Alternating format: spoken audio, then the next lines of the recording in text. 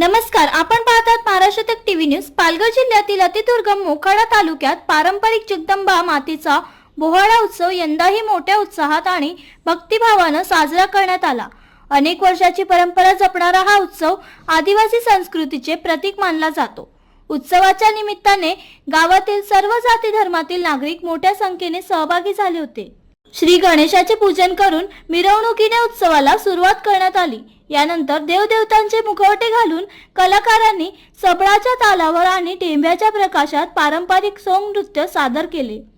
या बोहाडा उत्सवात रामायण, महाभारत, विश्वपुराण यासारख्या धार्मिक ग्रंथातील पांडव, हनुमान, भीम, बकासूर, हिडिंबा, रावण, गणपती यांसह विविध देवतांचे रूपे साकारण्यात आली।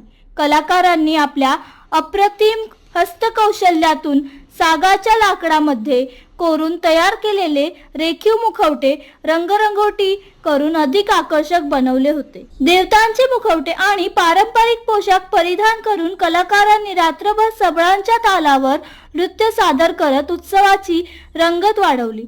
सकाळी जगदंबा मातेचे पूजन करून मिरवणूक काढण्यात आली।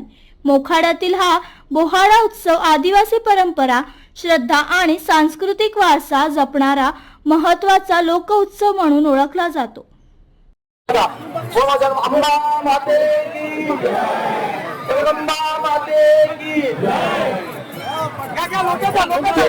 गुरुजी आपल्याला सूचना करतील त्याच वेळेस आपण श्रीफळ वाढूया।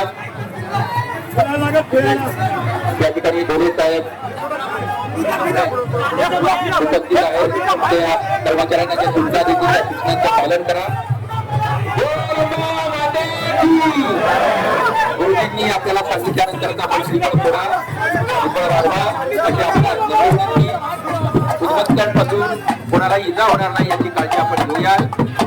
खूप छान आपण नृत्य गावात आपण छान सहकार्य केलं। हे सहकार्य आणखी 3 ते 4 तास करून आम्हाला उपकृत करा, या वतीचा उत्सव आणखी चांगला करा। या ठिकाणी सर आहेत, आमदार महोदय आहेत, माजी जिल्हा परिषद अध्यक्ष आहेत, व्यापारी